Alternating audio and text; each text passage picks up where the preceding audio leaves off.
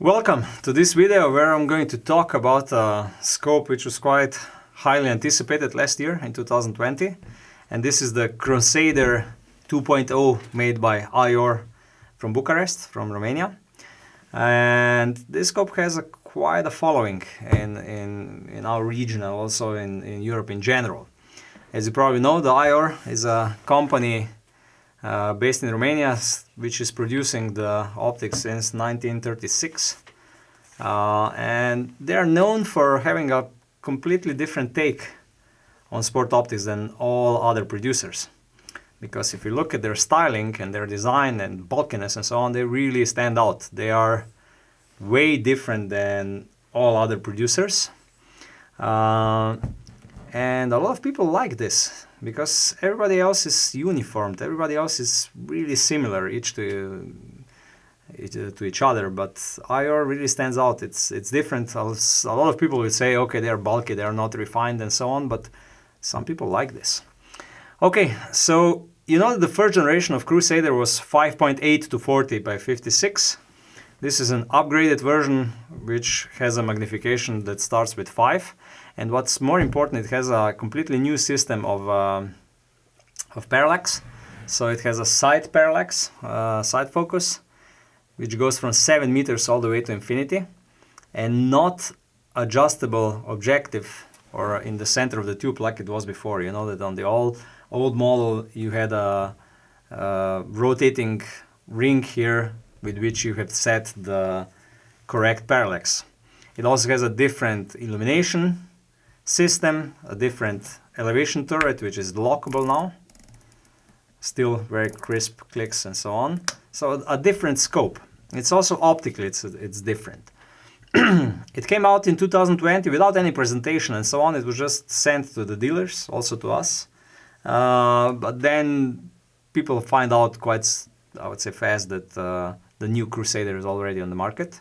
The price stayed relatively the same, 2,500 euros. So this is one of the most expensive scopes that IOR is producing.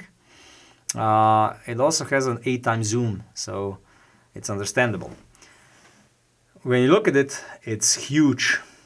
It's 40 centimeters long, 40 millimeter central tube, 1,350 grams.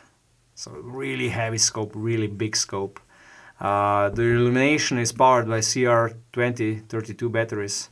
It has a completely new system, the same like on the Breaker 2 to 16 or 5 to 25 model or Lutas 3 to 15.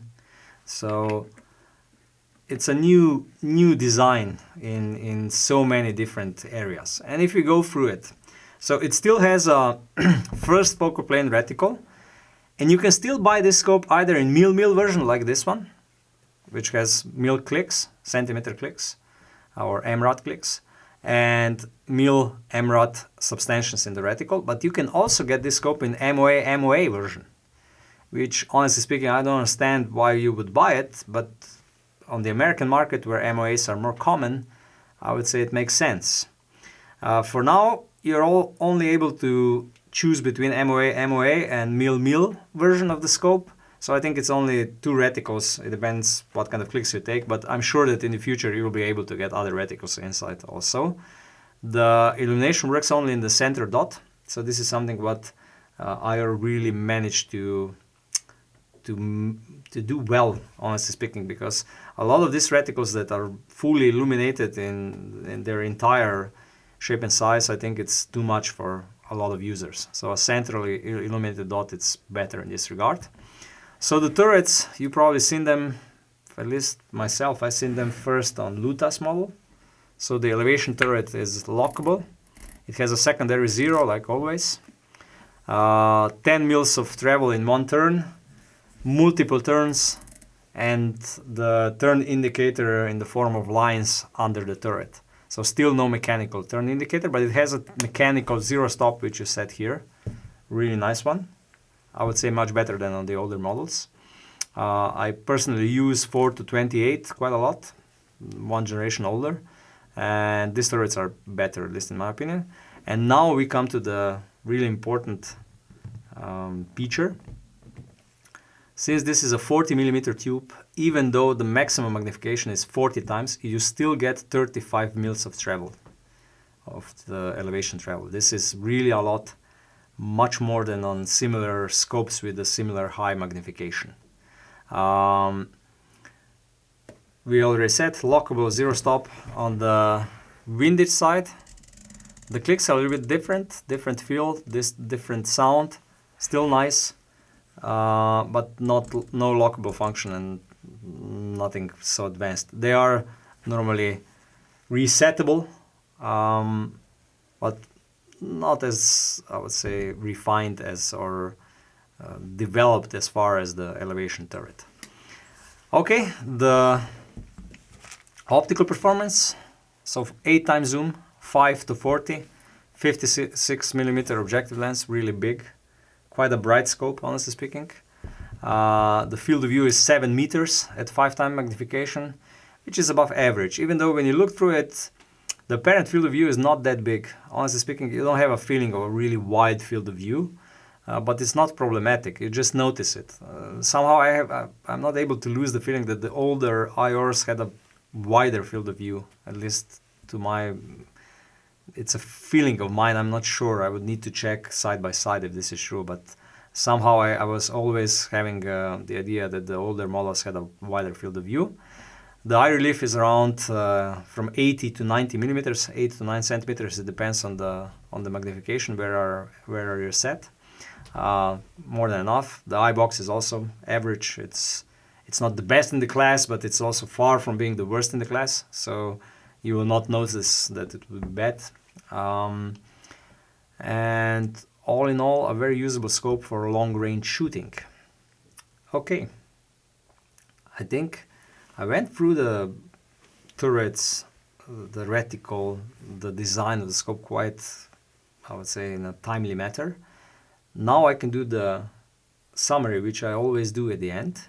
Before I do that, I will go what you get with the scope. You get a sunshade, really short one, interesting, really short sunshade, cleaning cloth, user manual, which is, they could invest more into it, but I'm thinking that they are doing this on purpose, so that they have a different feel to it. And even if you buy the most expensive Hensoldt, you get the same manual, so it is something on them. Lens covers, bikini lens covers, which are sub-average, I would say. And at least in our shop, majority of people just go for the Vortex Defender lens caps, and they throw this away or just put them in the box forever.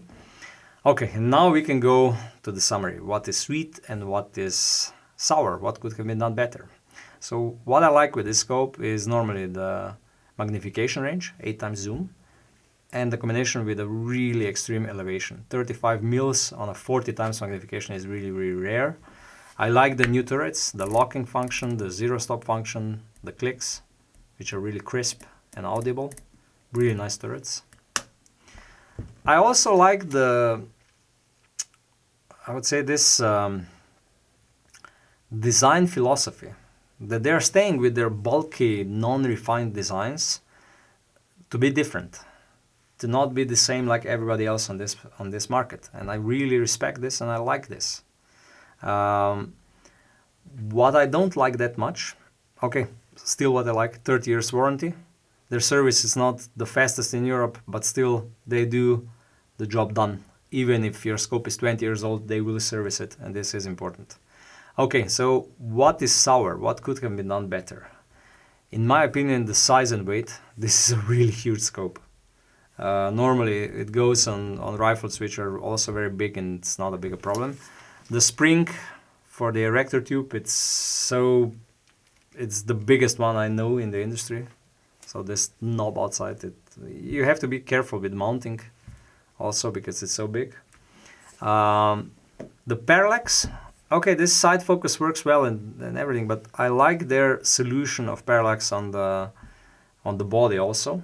So the previous Crusader, their solution for the parallax, it's an yes and no. It's sweet and sour. Majority of people will have less problems using this side focus than previous solution, because you have to go further in front of the rifle. But still, what could have been done better? Definitely field of view. The field of view, the apparent field of view, the image could have been bigger. Now it's not as big as... You notice that it's a little bit smaller. You notice that it's a little bit like a tunnel effect on these scopes. Not a big thing, but still noticeable. And this is one of the few IRs that's not really cheap. 2,500 euros. It's quite expensive, even though with this magnification range, with all of this, it's still affordable compared to Schmidt & Benders and March scopes of the similar type. Okay, they are bulky, but again, they could have done it better, a little bit smaller, lighter, and so on. Last but not least, the reticles. They should have more choices, and some of their reticles also in this model have a quite thick central dot. It's illuminated dot. I know that they make it a little bit bigger so that the illumination can be seen, but still a smaller dot would be a better choice. All in all, I think that there is no real people who would consider, okay, should I buy Crusader or not? Majority of people who buys Crusader knows why they are buying it. They like this design, they like this bulkiness, they like this robustness and so on. So it's not like that there will be many people who would consider, should I go with the Crusader or should I go with March, which is really fine, refined and so on. No, people who buy this know why they're buying it. And for those, they are still getting great value because the image quality, the mechanical quality, the tracking and so on IOR scopes, it's really good. And still, they do cost less than other European alternatives. And they offer 30 years warranty, which no one else does in today's world. Because honestly speaking, okay, there is zero compromise, and some companies that do offer 30 years warranty, but majority of them don't. So I hope I covered most of the things which are important with this scope. If I forgot something, please use the comments below, send us an email, or get in touch any other way. Thank you.